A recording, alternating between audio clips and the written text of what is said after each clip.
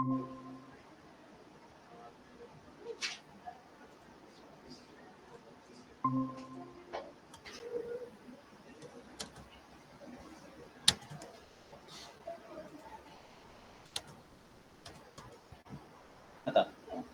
.NET core मार्केटमध्ये introduce झालेला आहे.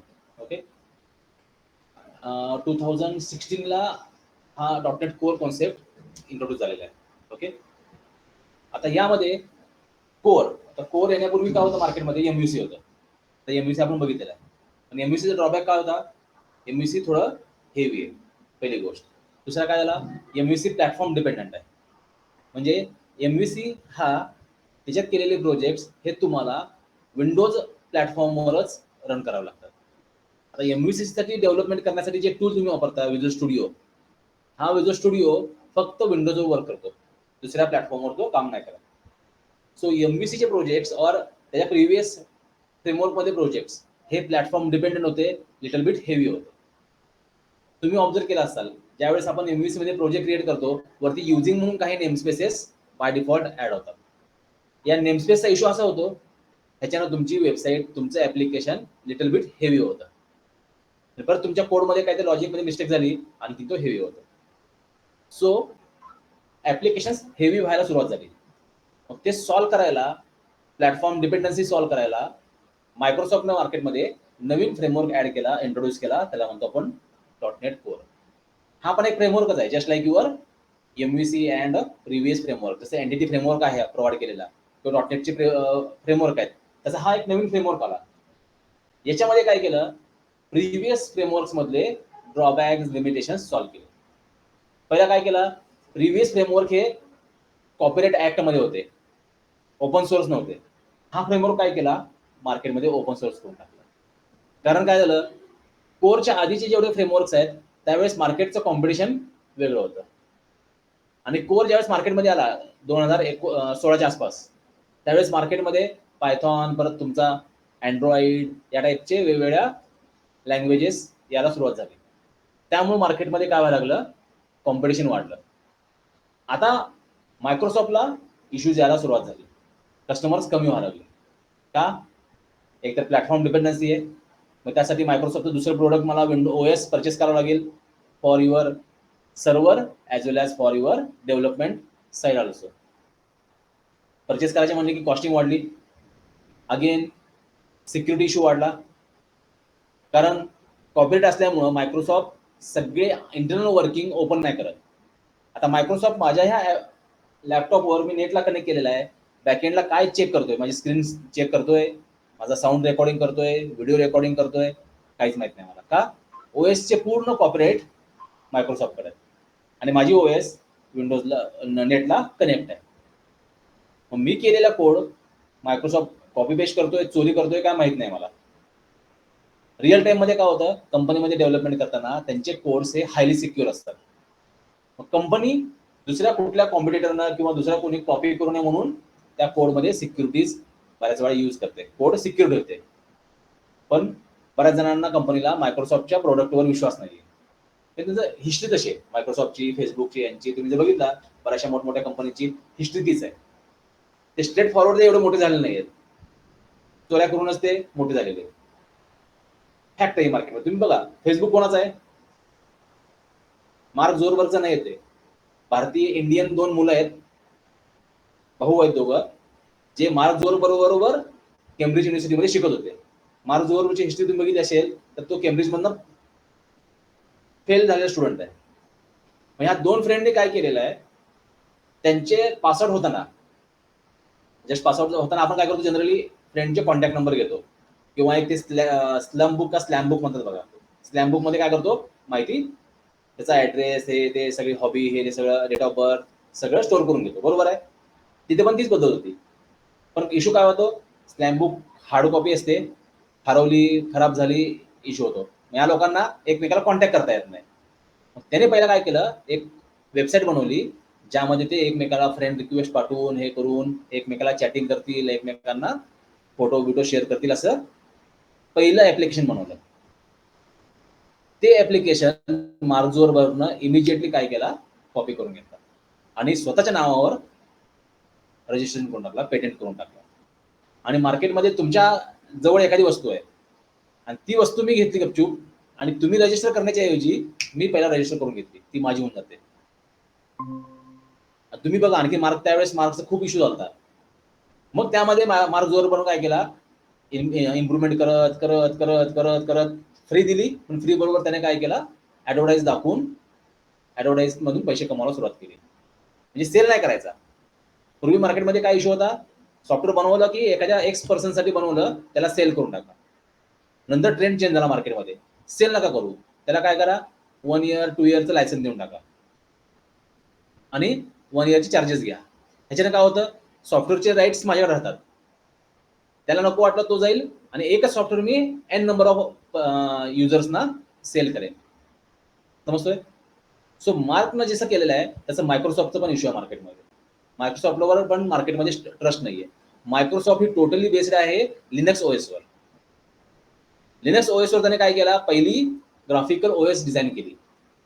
लिनक्स बेस्ड ओएसवर त्याने काय केला, डॉस ओएस काढली. कोण? विंडोजने. आणि हा डॉस ओएसवर त्याने ग्राफिकल ओएस काढली, जी विंडोज 8 किंवा विंडोज ज्या पहिल्या ओएस आहेत त्या.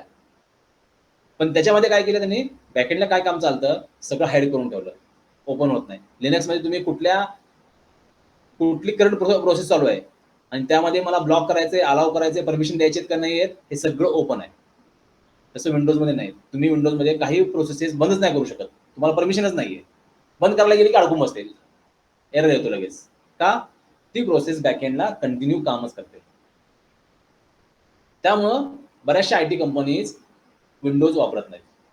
ते काय करतात, लिनक्स बेस्ड ओएस वापरतात, कारण त्याच्यावर 100% कंट्रोल आहे माझा.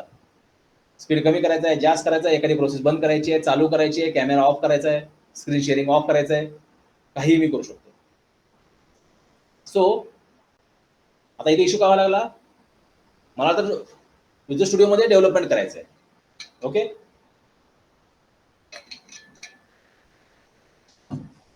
पण विजुअल स्टुडिओ फक्त विंडोजवर चालतो. सो नाहीलाच काय झाला, मला .NET वापरून चालणार नाही. पण .NET इझी डेव्हलपमेंट करणं सोपं आहे as compare to Java. Customer कमी व्हायला लागले. मग मायक्रोसॉफ्टनं काय केलं, नवीन जो काही प्लॅटफॉर्म हे काढलाय फ्रेमवर्क, त्याला प्लॅटफॉर्म इंडिपेंडेंट करून टाकला. आता हा कोर जो फ्रेमवर्क आहे तो तुमच्या विजुअल स्टुडिओमध्ये पण काम करतो आणि तुमच्या विजुअल स्टुडिओ कोड नावाचा जो सॉफ्टवेअर आहे, ऍप्लिकेशन आहे, कोणाचं आहे, मायक्रोसॉफ्टच आहे. हे visual studio code platform independent आहे. तुम्ही कुठल्याही प्लॅटफॉर्मवर टाका, मॅक ओएसवर टाका, लिनक्सवर, विंडोजवर, अँड्रॉइडवर, सगळीकडे त्याचे व्हर्जन आहेत. तिथे तुम्ही डायरेक्ट ओपन करू शकता. म्हणजे काय झालं, प्लॅटफॉर्म डिपेंडन्सी कमी झाली, पहिली गोष्ट. दुसरी, मायक्रोसॉफ्टचे जेवढे फ्रेमवर्क्स आहेत प्रिव्हियस व्हर्जनवाले, हे कॉपीराइटमध्ये आहेत. त्यात तुम्ही मॉडिफिकेशन करू शकत नाही, चेंजेस करू शकत नाही, बग सॉल्व्ह नाही करू शकत, त्यात तुमचे फीचर्स नवीन ऍड नाही करू शकत. जसं अँड्रॉइड आहे बघा, अँड्रॉइड ओएस आहे. अँड्रॉइड काय आहे, ओपन सोर्स आहे. पण त्याची आधी सिम्बियन नावाची ओएस होती, नोकियाकडे होत्या बघा ओएस. त्या नोकिया, सॅमसंगकडे ओएस होत्या. त्या काय होत्या, कॉपीराइटमध्ये होत्या.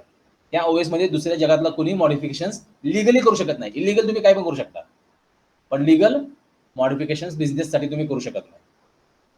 मग ज्यावेळेस गुगलनं मार्केटमध्ये अँड्रॉइड काढलं, त्यांचं मार्केट झोपलं. का तर ह्याच्यावर कॉपीराइट आहे, मला यात नवीन काहीच टाकता येत नाही. गुगलनं काय केलं, अँड्रॉइड ओएस काढली, ओपन सोर्स करून टाकली. कुणाला काय फीचर ऍड करायचे करा, घेऊन टाका फुकटमध्ये. पण त्याचा मेन कॉपीराइट त्यांच्याकडे असणार आहे, रॉयल्टी घ्यायसाठी 1% 2% काय ते घेतील ते रॉयल्टी. मग त्यामध्ये मी फीचर्स टाकले, मी करोड रुपये कमवले, त्यातले 1% द्यायला मला काहीच प्रॉब्लेम नाही त्यांना. लिनोवोच्या कंपनीनं फ्रीवाला डाउनलोड करून घेतला, लिनोवोचे त्यामध्ये काही फीचर्स टाकले, आपल्या मोबाईलमध्ये ओएस टाकली, टॅबमध्ये ओएस टाकली, सेल केला मार्केटमध्ये. आलेल्या करोड रुपयेमधून यांना रॉयल्टी पे करून टाकली. मायनर आहे, 1% 2% काय असेल, और 0.5%. काही वेळा ती फ्री पण असते. का तर त्याच्यामध्ये कंपल्शन काय केलं, गुगलचे सगळे ऍप्लिकेशन्स कंपल्सरी वापरायचे, त्यांना रिमूव्ह नाही करता आलं पाहिजे.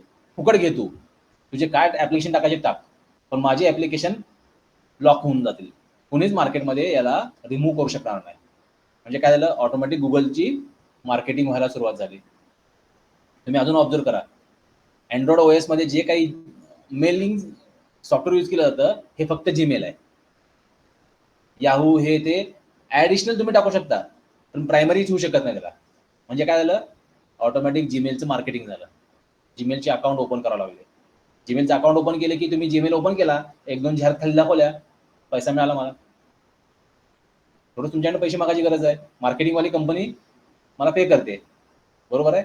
सो इकडून कंपनी इन्कम घेते. जरी ओपन सोर्स म्हणलं तर ती फुकट देत नाही, ते त्याच्याबरोबर ते काहीतरी ऍडिशन चिटकवलेलं असतं, त्यातून अर्निंग करते. सो मायक्रोसॉफ्टने ओपन केल्यामुळे काय झालं, परत मायक्रोसॉफ्टला डिमांड यायला सुरुवात झाली. ओपन सोर्स का, तर याच्यामध्ये मला नवीन फीचर ऍड करायचं आहे, आय विल ऍड इट. मायक्रोसॉफ्टला वाटलं मी रिक्वेस्ट करेन, ते अपडेट करून पुढच्या व्हर्जनमध्ये देतील सगळ्यांना. नाही, मला वाटलं की बाबा हे फीचर फक्त माझ्या कंपनीसाठी पाहिजेत, मी तेवढ्याच याला कॉपीराइट टाकून देईन. मग आता मोटोरोलाने पण काय केलं, अँड्रॉइड ओएस फ्रीवाली डाउनलोड केली, त्याचे फीचर्स त्यांनी ऍड करून घेतले. आता मोटोरोलाची जी मोबाईलची ओएस आहे ती दुसऱ्याला चालत नाही, सोनीला किंवा तुमच्या दुसऱ्या मोबाईलला नाही चालत, अलाउ नाही करत. का बर, ह्या ओएस वर कॉपीराइट आहे. ह्याचा जो बेस अँड्रॉइड आहे तो ओपन सोर्स आहे. मग मोटोरोला काय म्हणतो, तुला पाहिजे ना माझ्यासारखं, तू स्वतःचे ऍप्लिकेशन डेव्हलप कर, फ्रीवाला अँड्रॉइड डाउनलोड कर, त्यात इन्स्टॉल कर, त्याचा एपीके फाईल बनव की EXE बनव, तुझ्या मोबाईलमध्ये टाक आणि तू मार्केटमध्ये सेल कर. पण माझी वापरायची नाही, माझी वापरायला परमिशन नाही. त्याला म्हणतो आपण स्टॉक रॉम. जर तुम्ही अँड्रॉइडच्या ह्याच्यात गेलात वर्ल्डमध्ये, तर त्याला ओएस म्हणत नाहीत, ते काय म्हणतात, रॉम म्हणतात. आणि कंपनीचे जे रॉम आहेत त्याला स्टॉक रॉम म्हणतात. आणि हे जर तुम्ही ह्याचा लॉक काढला, कर्नल ब्रेक केला, कर्नलवर लॉक टाकलेला असतो, तो ब्रेक केला की ह्या ओएस मध्ये तुम्ही काही मॉडिफिकेशन करू शकता. गुगलचे तुम्हाला ऍप्लिकेशन नको आहेत, रिमूव्ह करू शकता, नवीन ऍप्लिकेशन ऍड करू शकता, काही करू शकता तुम्ही. असे ओपन करून तुम्ही दुसऱ्या सगळ्या जनरली मार्केटमध्ये XDA डेव्हलपर म्हणून एक कम्युनिटी आहे, XDA डेव्हलपर्स. हे जे आहेत ना, हे खतरनाक आहेत. हे काय करतात, स्टॉक रॉम डाउनलोड करतात, ओपन करतात, सगळ्यांकडे चांगले चांगले फीचर्स काढून घेतात. लिनोमध्ये चांगले फीचर 1-2 ॲपचं काढून घ्यायचे, मोटोरोलातले काढून घ्यायचे, सोनीमधले काढून घ्यायचे, सोनीचे कॅमेराचे सॉफ्टवेअर चांगले आहेत काढून घ्या, नोकियाकडनं काढून घ्या, सगळ्याकडनं काढून घ्या आणि स्वतःची एक नवीन रॉम बनवा. मग यांच्याकडे काय होतं, यांच्याकडे अशा काही ओपन सोर्सवाल्या पण रॉम आहेत मार्केटमध्ये. तुम्ही तुमच्या मोबाईलसाठी इथं सर्च करू शकता. इथं जर तुम्ही बघितला, इथे तुमचा मोबाईल टाकून सर्च करा, साइन इन करा, याच्यात तुमच्या मोबाईलसाठी असणाऱ्या ओपन सोर्स रॉम पण मिळतात, त्या इन्स्टॉल करा, यूज करा. त्याच्यावर कोणाचा कंट्रोल नाही, कोणाचा कॉपीराइट नाही, काय नाही. सगळे लेटेस्ट फीचर्स तुम्ही वापरू शकता. गुगलच्या पिक्सेलमधले जे नवीन हायली कॉस्टली मोबाईल आहेत त्यातले सॉफ्टवेअर पण तुम्हाला इथं फ्री ऑफ कॉस्ट मिळतात, वापरू शकता. समजतोय. So this is a issue of open source and copyright. त्यानंतर हे 2 प्रॉब्लेम सॉल्व्ह झाले. कुठले, ओपन सोर्स आणि प्लॅटफॉर्म डिपेंडन्सी कोर मधनं रिमूव्ह करून टाकली. कोरचे ऍप्लिकेशन्स लाईट वेट केले. कसे लाईट वेट केले, तुम्हाला कुठलेच पॅकेजेस इन्क्लूड करून मिळणार नाही. तुम्हाला पाहिजे तर न्यूगेट मधनं इन्स्टॉल करा, रेडीमेड मिळणार नाही. त्याने सगळे पॅकेजेस रिमूव्ह करून टाकले, काहीच ठेवले नाहीत. त्यामुळे ऑटोमॅटिक काय झाला, तो लाईट वेट झाला. समजलं. बाकीचा क्रॉस प्लॅटफॉर्म कम्पॅटेबिलिटी आहे यामध्ये, ओपन सोर्स आहे, परफॉर्मन्स अँड मॉडरायझेशन. याचा परफॉर्मन्स त्याने ट्युनिंग करून आणखीन इम्प्रूव्ह केलेला आहे. Long term support. पहिला कसं होतं, मायक्रोसॉफ्ट फक्त पेडवाल्या जे सॉफ्टवेअर्स आहेत, आता माझी ओएस ॲझ्युम करा की ती क्रॅक ओएस आहे, इलिगल ओएस आहे, तर मला मायक्रोसॉफ्ट सपोर्ट देत नाही आणि घेता पण येत नाही मला. पण ह्याने काय केलं, कोणी पण डाउनलोड करा, कोर वापरा, एरर आला, डायरेक्ट मायक्रोसॉफ्ट तुम्हाला free of cost support provide करेल. आणि कोपऱ्यात ते बारका स्टार टाकून दिला. सपोर्ट म्हणजे काय, बेसिक पर्यंत सपोर्ट करेल तो. त्याच्या पुढचे सपोर्ट पाहिजे असतील आणखीन हायली सेन्सिटिव्ह सिक्युअर वाले, मग ते म्हणतात की आमचं पेड व्हर्जन घ्या, तुम्हाला आम्ही सपोर्ट देतो. पण बेसिक वाल्याला सपोर्ट फ्री मध्ये कंपनी दिली. सो लॉंग टर्म सपोर्ट कोरला प्रोव्हाइड केलेला आहे, ओल्डरला नाहीये. समजतोय. आता मार्केटमध्ये बघा, विंडोज 7 नाहीये, वापरत नाही आपण. का वापरत नाही, त्याला सपोर्ट नाहीये. सपोर्ट का बरं नाहीये, तर विंडोज 11 विकले जाण्यासाठी विंडोज 7 बंद करावा लागला. मग विंडोज 11च्या आधी विंडोज 10 आहे. विंडोज 10 मार्केटमध्ये कोणीच वापरणार. मग त्याने काय केलं, विंडोज 7चा सपोर्ट काढून टाकला. सपोर्ट काढला म्हणजे काय, ही ओएस रन होताना कंटिन्यू मार्केटमध्ये काहीतरी नवीन बग्स येतात, व्हायरस येतात, काहीतरी इश्यू येतात. मग ते सॉल्व्ह करायला त्यांची टीम तिथे बसलेली असते. क्रॅश झाला, कशामुळे क्रॅश झालाय बघा, लगेच सॉल्व्ह करा, नवीन पॅच काढा, अपडेट काढा आणि रिलीज करून टाका मार्केटमध्ये. मग जेवढे काय माझे कस्टमर आहेत ते काय करतात, ओएस अपडेट करतात. अपडेट केले म्हणजे तो पॅच ऍड झाला आणि जो व्हायरस बग येतो तो बग रिमूव्ह होतो. म्हणजे रॅन्समवेअरचा एक व्हायरस आलता बघा, तो फक्त विंडोजच्या 7ला करप्ट करायचा. विंडोज 10ला त्याने एका पण करप्ट नाही केलं. आपल्याला काय फरक नाही पडला, आपण काय केलं, फॉर्मॅट करून नवीन टाकून दिला. पण ज्या कंपनीज वर्षानुवर्ष विंडोज 7 वर काम करतात, डेव्हलपमेंट करतात, त्यांचे करोडचे प्रोजेक्ट त्याच्यावर वर्किंग आहे, सध्या डेव्हलपमेंट चालू आहे, मोठमोठ्या कंपनीज आहेत, नॉन आयटी बॅकग्राऊंड वाल्या, मेकॅनिकल फील्ड हे ते वाल्या, त्यांचे काय आहेत, त्यांचे डेटाबेसेस तिथे स्टोअर आहेत, त्यांचे सॉफ्टवेअर, त्यांचे वेगवेगळ्या डायग्राम्स हे ते सगळे calculations, tally, everything is stored in Windows 7. आता काय झालं, पहिल्या 6 महिने वर्ष झालं मायक्रोसॉफ्टनं मार्केटमध्ये बोंब उडवली, विंडोज 7 बंद होणार आहे, बंद करा, स्विच करा, स्विच करा. पण कंपनी स्विच नाही करत का, सॉफ्टवेअर चेंज करणं, ओएस म्हणजे काय, अख्खे सॉफ्टवेअर परत ट्रान्सफर करणं, आणि कंपनी रिस्क नाही घेत. त्याने काय केलं, माझे फंडा काढला, रॅन्समवेअरनं सगळे विंडोज 7 करप्ट करून टाकले. मग तुम्ही माझ्यानं परचेस केलेले असू देत नाहीतर नसू देत, रॅन्समवेअर आमचा नाहीये. पण त्याने काय केला, फक्त विंडोज 7च करप्ट केला. मग जो कोण असेल व्हायरसवाला त्याला सांगून टाकलं, कर करप्ट, त्यांच्याकडनं पाहिजे पैसे खंडणी घे, तू आयश कर, तुलाच घे, पाहिजे तर तुला आणखी थोडे पैसे देतो मी. आणि मार्केटमध्ये काय केलं, करप्ट करण्याच्या आधीच त्याचा अँटीडॉट त्यांनी काढून ठेवला. तो कुठं वापरला, ओनली फॉर विंडोज 10 अँड 11. म्हणून रॅन्समवेअरनं एका पण विंडोज 10ला आणि 11ला करप्टच नाही केला. झाला की लगेच त्यांनी सॉल्व्ह करून दिला बग्स, त्याचा पॅच काढून दिला. पण विंडोज 7चा आम्ही नाही काढणार का, आम्ही सपोर्ट काढलाय, ते तुम्ही आणि ती कंपनी बघून घ्या. रॅन्समवाले झक मारत सगळ्या कंपनीने त्यांना एक तर पैसे पे केले, मागील ती डिमांड दिली, किंवा मायक्रोसॉफ्ट कडून रिक्वेस्ट करून 7 to 10 मध्ये कन्वर्ट करून घेतला, बग सॉल्व्ह केला, आणि मायक्रोसॉफ्टला विंडोज 10च्या किमती जेवढ्या आहेत तेवढ्या पे करून टाकल्या. समजतो इश्यू कसा आहे. त्यामुळे कंपनी मायक्रोसॉफ्टकडे विश्वास ठेवत नाही. डर्टी बिझनेस आहे, पैसा कमवायचा ना करोडोमध्ये, असंच करावं लागेल. आपल्याला एवढी त्याची हे समजत नाही, म्हणजे आपल्याला ते किती सिरियसपणा आहे कळत नाही. पण कंपनीचा कसं आहे, हजारो करोडोचा प्रोजेक्ट त्यामध्ये अडकलेला असतो. कंपनीला सगळ्यात महत्त्वाचं काय असतं, सॉफ्टवेअर नाहीये, हा लॅपटॉप नाहीये, असले लॅपटॉप कंपनी कचऱ्यात फेकून देते. कस्टमर ज्यावेळेस तुम्ही कंपनी जॉईन करता ना, कंपनी तुम्हाला एक लॅपटॉप देऊन टाकते डेव्हलपमेंट करायला. कंपनी स्विच करता, तुम्ही दिला माघारी घेते, नाही दिला घेऊन जा तुलाच. त्या लॅपटॉपची किंमत किती आहे, 40,000. कंपनीला काहीच नाहीये, पैशाला किंमत नाही कंपनीत. किंमत कशाला कंपनीला, their data, their projects. Data हा सगळ्यात महत्वाचा असेट आहे कंपनीसाठी, बाकीचा असेट नाहीये. फेसबुकसाठी असेट कोण आहे, डेटा. जे काही फेसबुकच्या अकाउंटमध्ये लॉग इन करतील आणि वेगवेगळे स्टेटस अपडेट करतील, गोइंग टू दुबई टाकले, दुबईचे फोटो, तो लगेच काय करेल, डेटा कलेक्ट करेल, माझे एवढे एन नंबर ऑफ कस्टमर्स दुबईला चालले, म्हणजे ते माघारी पण येणार ना.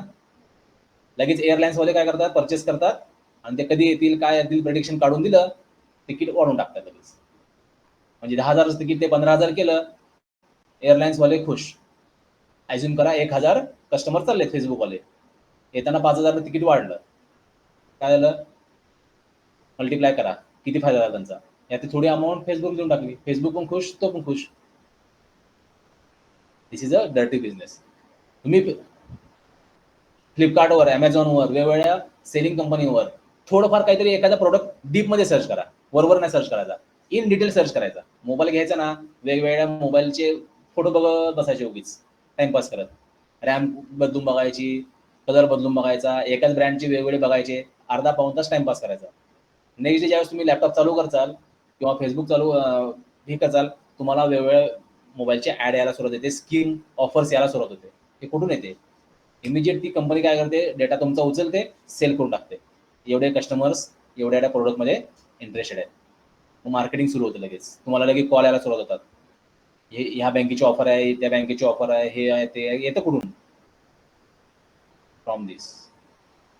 मी फ्लॅट परचेस करायला सुरुवात केली, बँकेला पॅन नंबर दिला, बँकेनं जसं सिबिल स्कोअर चेक केला, सिबिलच्या वेबसाईटवर हिट झाला तिकडं, मला पण मेसेज आला, this is bank is checking your CIBIL score, this ID. If you are not allowing that bank do this CIBIL कंपनीनं मस्तपैकी दाखवलं की मी तुझी किती काळजी करतो. पण त्या हरामखोर सिबिलनं काय केलं, माझा हा डेटा उचलला आणि बाकीच्या 100 बँकांना विकला लगेच. हा XYZ कस्टमर आहे, हा नंबर त्याचा मोबाईल नंबर आहे, हा लोनसाठी SBI कडून चेक करतोय सिबिल स्कोअर. म्हणजे काय, तो लोनची प्रोसेस करायला लागलाय पण प्रोसेस झालेली नाहीये. का? कारण आता चालू केलं ना बँकेने बघायला, सगळं माझं क्रेडिट हे ते डॉक्युमेंट हे सुरुवात केली. म्हणजे काय, हा कस्टमर डायव्हर्ट व्हायची पॉसिबिलिटी आहे. लगेच बाकीचे 10 बँकेचे कॉल यायला सुरुवात, आमच्याकडे होम लोन एवढं ऑफर आहे, तेवढे ऑफर आहे, तेवढं आम्ही तुम्हाला ऑफर देऊ, ते देऊ, हे देऊ. सुरू केली. आलं कुठून? या सिबिलवाल्यांनी तो डेटा विकलेला असतो. म्हणजे सिबिल स्कोअर चेक करायला सिबिलची वेबसाईट तुम्हाला फुकट इन्फॉर्मेशन देते सगळी, पण काय झालं, बॅकएंडला डेटा पण सेल केला. हे काही फुकट देत नाही त्यांना, कोणाला? तुमच्या बजाज फायनान्सला, फायनान्सच्या वेगवेगळ्या कंपनीज आहेत वेगवेगळ्या मार्केटमधल्या. नॅशनलाइज बँकेला काय फरक पडत नाही, मला काय गरज नाही, माझा पगार 1 तारखेला 30 तारखेला माझ्या खात्यात जमा होतोय, ते देशाला आग का लागणार. कोरोनामध्ये सगळ्यात सुखी कोण होतं? गव्हर्नमेंट जॉबवालेच, बँकेवालेच. पगार 1 तारखेला खात्यावर जमा, घरी खाऊन घेऊन 1 रुपया कमी नाही. टीए पण मिळाला. घरात बसून ह्यांना कुठं झक मारा गेलं हे. टीए म्हणजे काय असतो? Home to your office, office to home ट्रॅव्हलिंगचे चार्ज आहे ना तो, तरी सुद्धा त्यांना मिळाला. गव्हर्नमेंट आहेत ना जॉबचे. लगेच ओरडाले, आम्हाला असं झालं तसं झालं, गपचूप गव्हर्नमेंट दिला. तिथे काय म्हणले, आमच्या बापाचं कुठं आहे, तू पण घे, मी पण दुसरा आणखी काहीतरी काढतो. तो हा प्रॉब्लेम असतो. नॅशनल बँकेला काय नाही फरक पडत, एकाही नॅशनल बँकेचा फोन नाही आला मला. आले कोणाचे? प्रायव्हेट बँके, सगळ्या फायनान्सचे फोन आले, आम्ही 0.5% कमी देऊ, आम्ही 1% कमी देऊ, आम्ही प्रोसेसिंग फी माफ करू, हे करू, ते करू, असं करू, तसं करू. का? Because they are selling data to these businesses. तसं सेलिंग होतं, म्हणून काय होतं, प्लॅटफॉर्म इंडिपेंडेंट केला जातं. हा लॉंग टर्म सपोर्ट काय करतो, कोअरमध्ये काहीतरी बग्स असणार, सॉफ्टवेअर म्हणले की बग्स आलेच. तुम्ही यूज करताना त्यामध्ये बग्स आले, इश्यू आला. आता तुम्ही बघितलं असाल, ऑब्झर्व केला असाल, आपण ADMX फाईल ऍड केली आणि तिकडे जाऊन काय केलं, मॉडिफाय काय केला, टेबल केला. ADMXच्या आधी आपण काय केलं, एंटिटी फ्रेमवर्कच्या आधी आपण edu.in मध्ये डेटाबेस कनेक्टिव्ह शिकलो आपण, बरोबर आहे. मी SQL सर्व्हर मॅनेजमेंट स्टुडिओ मध्ये गेलो आणि तिथे टेबल मॉडिफाय केला. माझ्या सर्व्हर स्टुडिओ, विज्युअल स्टुडिओ मध्ये सर्व्हर एक्सप्लोरर असतो बघा, त्याने इमिजिएट रिफ्रेश करून घेतला. त्याला काय प्रॉब्लेम आला का? नाही. पण एंटिटी फ्रेमवर्क असं करू शकत नाही. मला entity framework right button click करायला लागतो, आज जावं लागतं, कुठला टेबल आहे सिलेक्ट करायला लागतो, रिफ्रेश करायला लागतो. तो करेल का नाही याची गॅरंटी पण नाही. झाला चांगली गोष्ट, नाहीतर मग परत डिलीट करा, परत ऍड करा, जर तुम्ही एक्सपिरियन्स घेतला असेल तर. म्हणजे काय, this is a bug in a entity framework. समजलं? हा एंटिटी फ्रेमवर्क एडीओच्या बेसवर काढलाय, बरोबर आहे, त्याच्यावर as a internal base ADO आहे. पण एक त्यांचं एक फ्रेमवर्क स्लो झालं, एक फ्रेमवर्क चांगलं आहे. हा एक इश्यू आहे पण 10 बेनिफिट्स आहेत, त्यामुळे आपण एंटिटी फ्रेमवर्क कंटिन्यू केला. edu.net नको म्हणला का? edu.net मध्ये आपल्याला 40-50 लाईनचा कोड लिहावा लागायचा, त्याच्याऐवजी मला 4 लाईनच्या कोडमध्ये, 5 लाईनच्या कोडमध्ये सगळंच काम होतंय. क्वेरी किचकट मला पाठ करावं लागायच्या, इथे क्वेरी लिहायची मला गरज नाही, तो ऑटोमॅटिक स्वतःच क्वेरी जनरेट करून सगळंच काम करतो. म्हणजे काय झालं, बेनिफिट्स जास्त आहेत, प्रोज आणि कॉन्स कमी आहेत, म्हणून आपण त्याला ऍक्सेप्ट केलं. शेवटी काय होतंय, कॉन्स पण काहीतरी आहेत ना, इश्यूज करतात ना, म्हणून त्याला रिजेक्ट व्हायला पण सुरुवात होते. अशा केसमध्ये तुम्हाला काही जर प्रॉब्लेम आला, कोरसाठी एक प्रोफेशनल टीम बसवलेली असते, जी सपोर्टेड म्हणतो आपण कंपनीमध्ये सपोर्टमध्ये काम आहे, तर यांचं काम काय असतं, सपोर्टमध्ये. BPO KPO मध्ये काम चालतं, BPO मध्ये नॉन टेक्निकल काम चालतं, KPO मध्ये काय आहे, टेक्निकल काम चालतं. शेवटी ते पण मार्केटिंग, म्हणजे ते पण सपोर्टच आहे, पण काय टेक्निकल सपोर्ट. BPO मध्ये नॉन टेक्निकल. ATM मशीन मध्ये गेलो मी, ATM कार्ड कसं घालायचं माहित नाही मला, किंवा एटीएम माझ्या घरी आलेला आहे बँकेकडनं, पण त्याचा पिन कसा जनरेट करायचा माहितीच नाही मला. बँकेत गेलो, लंच ब्रेक आहे, उद्या येऊन सांगणार. नॅशनलाइज बँक आहे, ऑप्शनच नाही माझ्याकडे. राहायला कोण एक जण ऑप्शन कस्टमर केअर. मग मी कस्टमर केअरला कॉल केला, असा असा प्रॉब्लेम झालेला आहे, मला पिन नंबर कसा बनवायचा माहित नाही, बँकर हेल्प करत नाही. मग तो म्हणतो एटीएम पाशी जावा, मी सांगतो त्याप्रमाणे करा, स्टेप सांगतो, आपण पिन नंबर जनरेट करतो. So this is a BPO. केपीओत काय होतं, टेक्निकल सपोर्ट करा तुम्हाला. ते तुमचं सॉफ्टवेअर वापरताना, समजा मी एक सॉफ्टवेअर बनवून बँकेला दिलंय, कोणतं, आपलं बँकिंग ऍप्लिकेशन. आता कस्टमरची इन्फॉर्मेशन टाकताना त्याला काहीतरी डाऊट यायला लागला, इश्यू यायला लागलाय, add customer, update customer, remove customer. आता तो पण काय करेल, कस्टमर केअरला कॉल करेल, पण कोणत्या, नॉन टेक्निकलला नाही, तर टेक्निकल कस्टमर केअरला कॉल करेल, जे खास त्या बँकेसाठीच ठेवलेली आहे. मग तो काय म्हणेल, थांबा साहेब, हे पेज ओपन करा, या बटनवर क्लिक करा, इथं इन्फॉर्मेशन ऍड करा, इथनं डिलीट करा, इथं क्लिक करा की हा आयडी जनरेट होईल, तो आयडी हा असतो, तो असतो, टेक्निकल माहिती त्याला सांगेल तो. This is called as a KPO. समजतोय? या टाईपचे काय असतात केपीओ, तुम्हाला हा प्रोव्हाइड करेल सपोर्टमध्ये तुमच्या डेव्हलपर लोकांना. डेव्हलप करताना एखादा एरर आला, काल आपल्याला एरर आला, ती मेथड सापडणार कोणती, आपण गेट असिंग जे करत होतो, आपण असिंग करत होतो, सापडच ना. कोणाला विचारायचं, मायक्रोसॉफ्टला तर आपण फोन नाही करू शकत, का, आपण फुकटवाला घेतलंय. आपण जर पेडवाला घेतला असतं, इमिजिएटली आपल्याला परचेस केल्यावर त्यांच्याकडनं एक मेल येतो, त्या मेलमध्ये कॉन्टॅक्ट नंबर हे सगळे येतात, सपोर्ट टीमचे नंबर, असे तुमचा आयडी जनरेट होऊन येतो. मग त्याला आपण तिकीट जनरेट करणार, तिकीट जनरेट केले की तुमचा इश्यू सांगणार, त्यांचा माणूस तिकडून तो तिकीट सॉल्व्ह झाल्याला आपल्याला कॉल करेल किंवा मेलवर इन्स्ट्रक्शन देईल आणि आपले इश्यूज सॉल्व्ह करेल. समजलं? This is called as the support. हा सपोर्ट तुमच्या कोअरच्या फ्रेमवर्कला लॉंग टर्म दिलेला आहे, म्हणजे हा सपोर्ट ते लगेच काढत नाही. विंडोज 10 ला सपोर्ट दिलाय युजरला, परचेस केला की तो लगेच रिमूव्ह करून, आता 11 आला म्हणून तो विंडोज 10 सपोर्ट काढला का, अपडेट्स काढले का, नाही, विंडोज 10 अपडेट चालू आहेत कंटिन्यू. पण विंडोज 7 काय केला, सपोर्ट काढला. तसं प्रिव्हियस जे फ्रेमवर्क होते ते कंटिन्यू अपडेट व्हायचे. चेक करा, मायक्रोसॉफ्टची आपण जर फ्रेमवर्कची लिस्ट काढली, मायक्रोसॉफ्ट फ्रेमवर्क लिस्ट और .NET फ्रेमवर्क लिस्ट म्हटलं तरी चालेल. .NET framework list.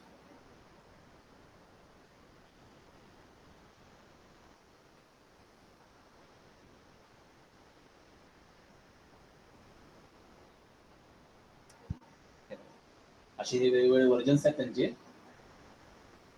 हे वाले 1 पासून स्टार्ट झालाय, 4.8.1 पर्यंत आहे. हा जो 4 आहे ना, हा ओल्ड वाला आहे फ्रेमवर्क, आणि जे 6 पासून सुरू होतात ते सगळे कोर वाले फ्रेमवर्क आहेत.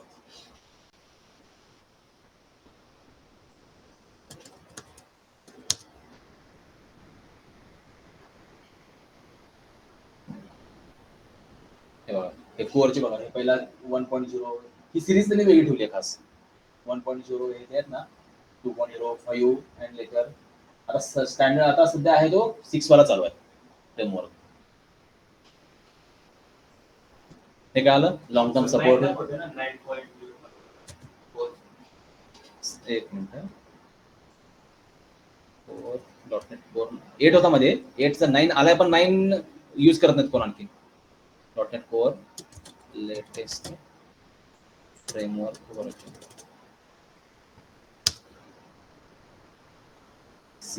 8 आहे मार्केटमध्ये. 8 पण सध्या सहसा कोण वापरत नाही, 6 आणि 7 वरच काम चालतं. 8 कमी वापरतात, 9 आणखीन आहे, पण 9 ला आणखीन डेव्हलपर लोक वापरत नाहीत. 6 to 7 ह्याच्यात जास्त काम चालतं. 8 रेअरली यूज केला जातो.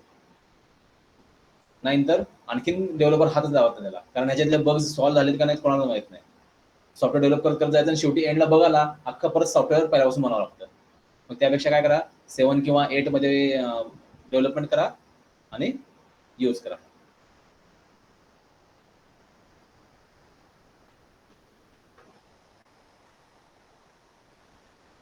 नाईनच्या पुढे गेला, आता 10 आला.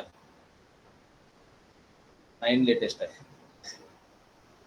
आपण आणखी 6-7 मध्येच आहे. जावामध्ये तर 18 पर्यंत गेला त्यांचा फ्रेमवर्क आणि ते 6 आणि 7 मध्ये शिकतात.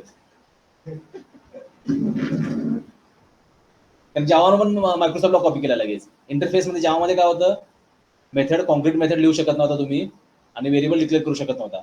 आता लेटेस्ट जावाच्या इंटरफेसनं पण जावाला कॉपी केला आणि कॉन्क्रीट मेथड विथ लॉजिक लिहायला परमिशन दिली.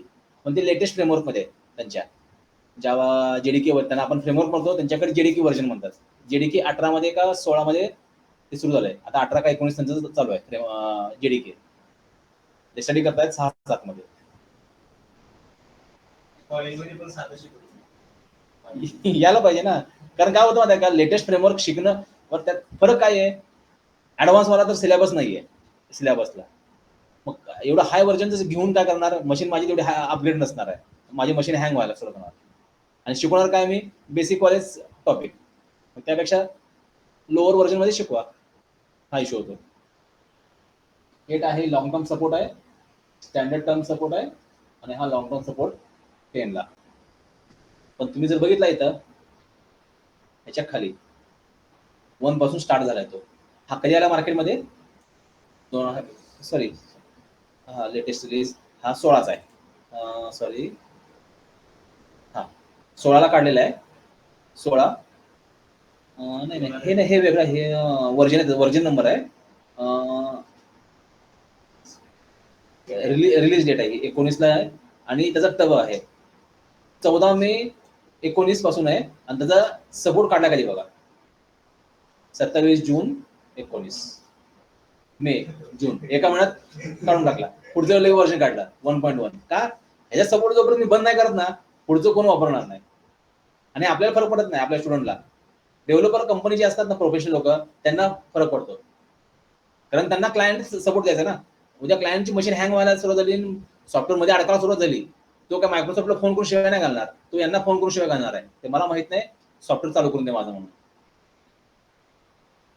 हे बघा 14 मेला आहे, लगेच जूनला काढून टाकला सपोर्ट, एंड ऑफ सपोर्ट. हा 21 ऑगस्ट 21 सुरू केलाय, सॉरी 19 सुरू केला आणि 21ला बंद करून टाकला लगेच. काहीतरी त्याला सिरियस बग सापडला असेल त्यामध्ये, त्यामुळे त्याने काय केलं, लगेच बंद करून टाकलं आणि पुढचं व्हर्जन काढून टाकलं लगेच. नोव्हेंबर, डिसेंबर, फेब्रुवारी, मार्च आणि 7ला बघा, 7ला इथे त्यांचा एंड करून टाकला सपोर्ट. आणि मग इथं वर आता काढलेले हे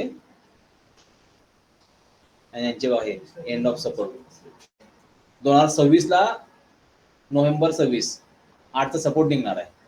आणि आधीच सांगून टाकलं की बाबा 10 नोव्हेंबर 2026ला आपण स्टॉप करणार सपोर्ट. मग तुम्हाला वरचे व्हर्जन वापरावं लागतो. आणि याचा मे मध्ये याचा आणखी त्यांनी एंड ऑफ सपोर्टची डेट फायनल नाही केली. हे समजतोय हे सपोर्टचं.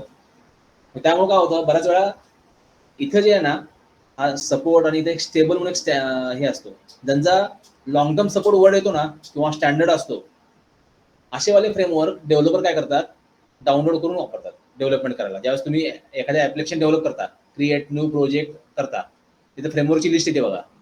त्यावेळेस ज्याला लॉंग टर्म सपोर्ट आहे, म्हणजे ते काय आहे, सॉफ्टवेअर सध्या स्टेबल आहे. फ्रेमवर्क म्हणजे काय आहे, एक प्रकारचं सॉफ्टवेअरच आहे, दुसरं काही नवीन काही नाही. तो bunch of softwares, bunch of functions, bunch of classes and methods, म्हणजेच काय आपला फ्रेमवर्क.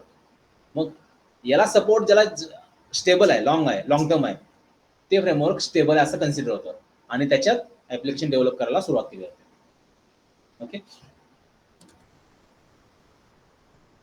इथे खाली त्यांचे हे तेच व्हर्जन टाकलेले आहेत.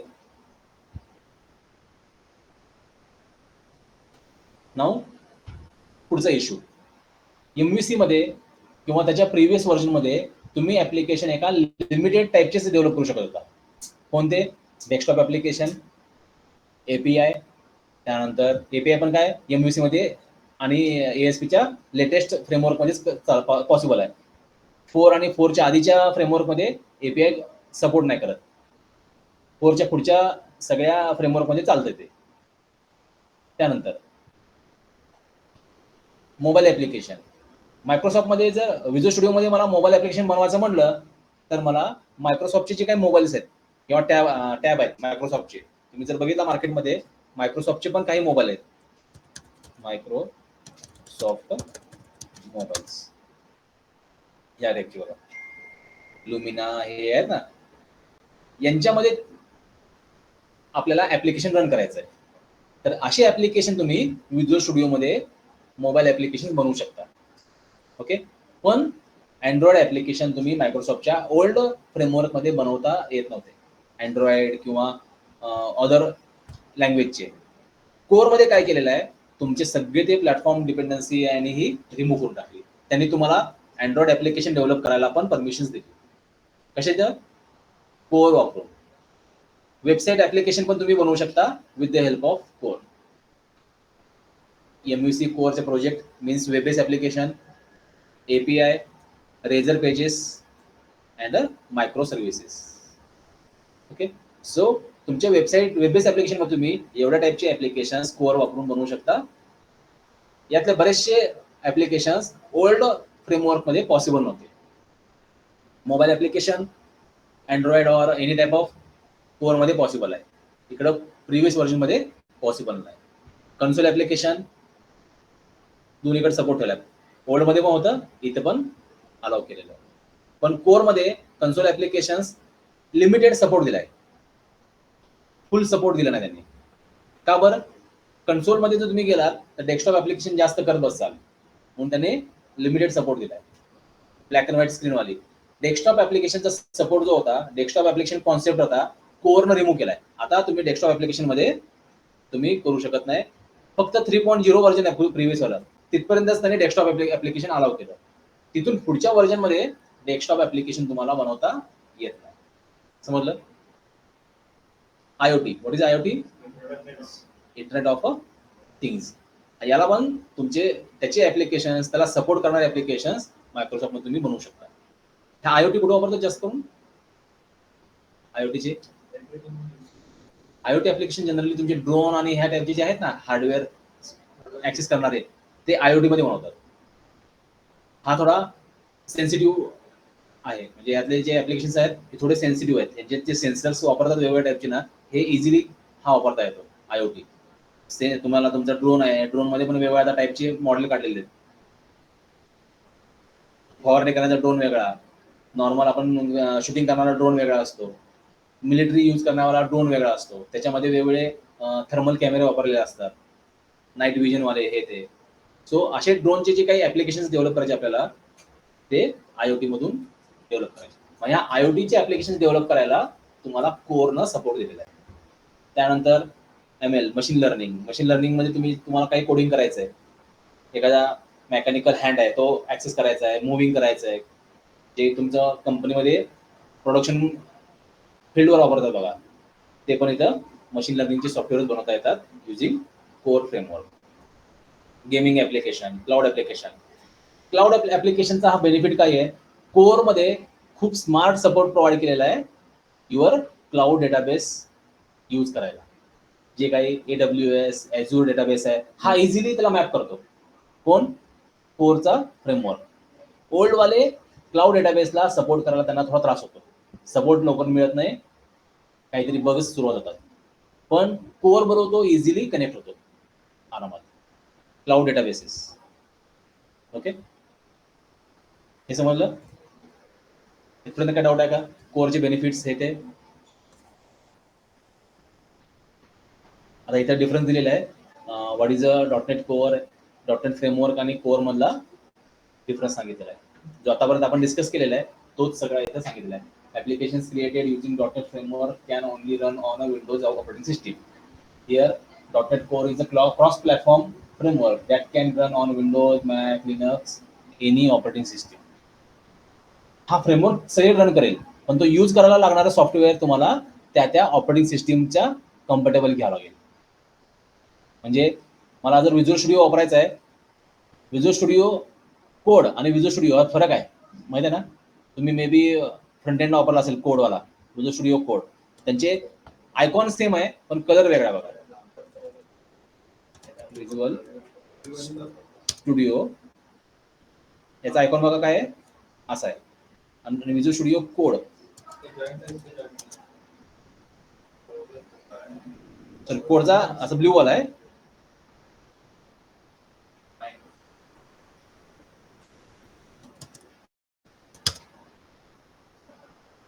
हे बघा, दोन्ही आयकॉन मध्ये हा इथे शेवटी जॉईन केला बघा, फक्त जॉईन नाही केलेला. आणखी बाकी भरपूर फरक आहेत. हा फरक सांगू शकत नाही कंपनी इंटरव्ह्यूला शिफ्ट जॉईन केली एखादी नाही केली म्हणून.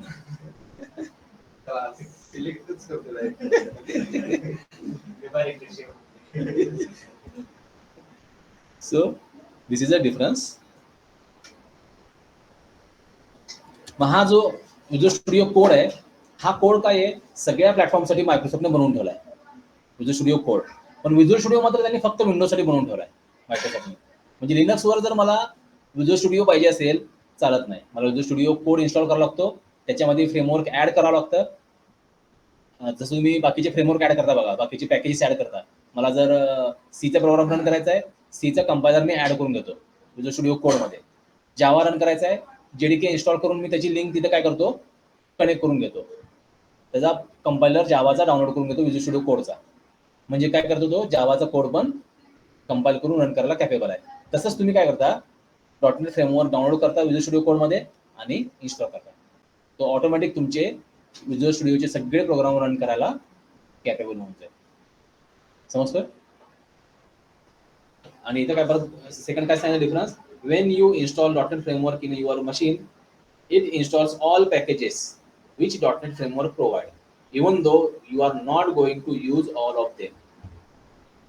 .NET फ्रेमवर्क टाकला की त्याचे सगळे पॅकेजेसचा बंच तो इन्स्टॉल करून घेतो, पण कोर मात्र तसं करत नाही. तुम्हाला लागणारे पॅकेजेस तुम्ही न्यूगेट पॅकेज मधनं डाउनलोड करून घेऊन वापरणार. नाव ASP.NET वर्सेस ASP.NET कोर, हे पण इथं लिस्ट सांगितली आहे, एकदा बघून ठेवा व्यवस्थित. आपण जे डिस्कस केलेलं आहे त्या टाईपचंच बऱ्यापैकी डिफरन्स आहे. हा पार्ट तुम्हाला इंटरव्ह्यूला बराच वेळा विचारतात ना, what is the difference between that .NET framework and .NET core. मला वाटतं विवेकला हा क्वेश्चन विचारलेला कंपनीला. हा थेरॉटिकल त्यांची हिस्ट्री तुम्हाला माहित पाहिजे. का बरं कोर शिकायचा मला, उगीच सिलेबसला म्हणून शिकायचा नाहीये, त्याच्या मागचं रिझन काय आहे हे शिकावं लागेल. मला KTM बाईक काय घ्यायची, रिझन घरच्यांना सांगावं लागेल. आणि घरचे काय म्हणतील, स्प्लेंडर घे, निक म्हणतील, बरोबर. मग ते पटून सांगावं लागेल ना, KTM बाईकचं बेनिफिट काय आहे, कसं आहे, स्पीड किती आहे, कशासाठी सांगून चालणार नाही, बाकीचे फीचर्स सांगावं लागतील. तसं कंपनीला तुम्हाला सांगावं लागेल की why I preferred core for my application development, my project development, not a edu.net, not a MVC. Okay, बस कसं. ओके, मी काय करतो, ही पीपीटी आहे ना, ही बेसिक वाली, ही पीपीटी तुम्हाला शेअर करतो.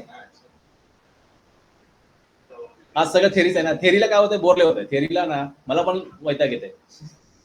प्रॅक्टिकल ओरिएंटेड असेल ना एखादा कॉन्सेप्ट सांगायला जेवढी मजा येते, ती थेरी सांगायला वैताग येते. त्यामुळं एसी सब्जेक्ट मी आयुष्यात कधी हात लावला शिकवताना.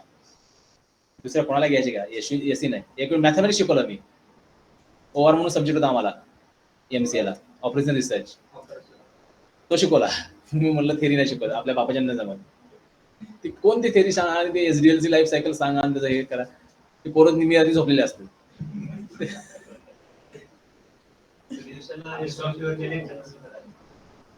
बोल काय होतं माहिती का, एसी सब्जेक्ट शिकवण्याला खूप छान आहे, पण त्यासाठी तुम्हाला इंडस्ट्री बॅकग्राऊंड पाहिजे.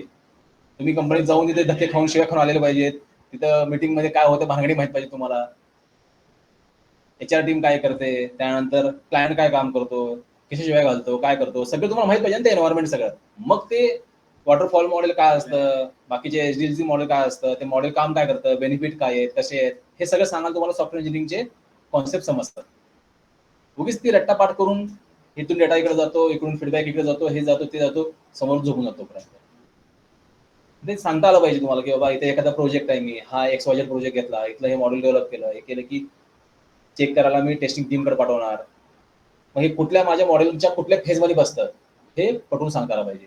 पण सांगणारा सांगेल जीव तोडून, पण समोर तेवढं कॅपेबल पाहिजे ना. समोरच्याने प्रोजेक्ट म्हणजे काय, नेटवरून डाउनलोड केलेला असतो, नाहीतर हैदराबादला जाऊन 500 रुपये 1000 रुपये आणलेला असतो. त्याला त्याच्या दृष्टीने प्रोजेक्ट तोच आहे. आता मग त्याला काय घंटा कळणार की बाबा ही लाईफ सायकल काय आहे. त्याने काय केलेलं असतं, प्रायमरी की रिमूव्ह केलेली असते. का टेबलमधले रेकॉर्ड डिलीट करायला की तो एरर द्यायला आलाय, का तर प्रायमरी की फॉरेन की टाकलेली आहे इथं. मी तेच केलं प्रोजेक्टला असताना बीसीएसला. अख्खा प्रोजेक्ट तयार झाला आणि प्रायमरी कीला रेकॉर्ड डिलीट करायला ऐन टायमाला. होईच ना डिलीट. सगळ्या प्रायमरी की रिमूव्ह करून टाकल्या. बरोबर ते म्हणलं, काहीच गरज नाही आपल्याला. आपल्याला माहित आहे ना, 1 नंतर 2 टाकायचं आहे. काय करायचंय. पण त्यावेळेस सांगायला कोण नव्हतं ना, कारण कसं आहे, त्याने सांगितलं पाहिजे हे नाही, हे प्रायमरी की मस्ट आहे, त्याशिवाय कामच नाही करत पुढे. आणि त्यावेळेस कसं होतं, एनटीटी फ्रेमवर्क नव्हता. प्रायमरी की कुणाला कंपल्सरी आहे, एनटीटी फ्रेमवर्कला. एडू.नेटला काय फरक पडत नाही, तुम्ही प्रायमरी की वापरा नाही वापरा काय करा, तो आपलं काम करणार ढकलाचं.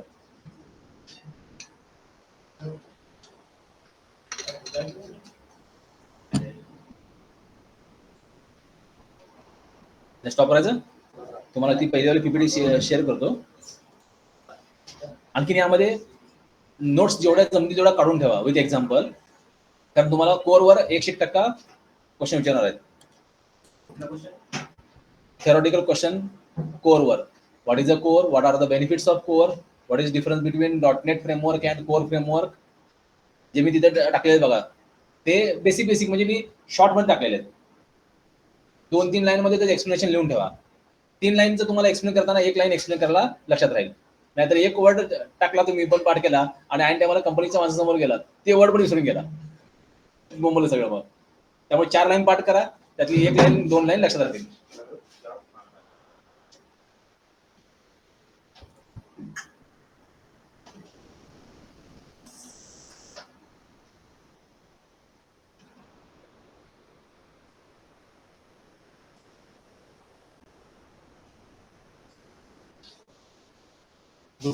टाकून दे.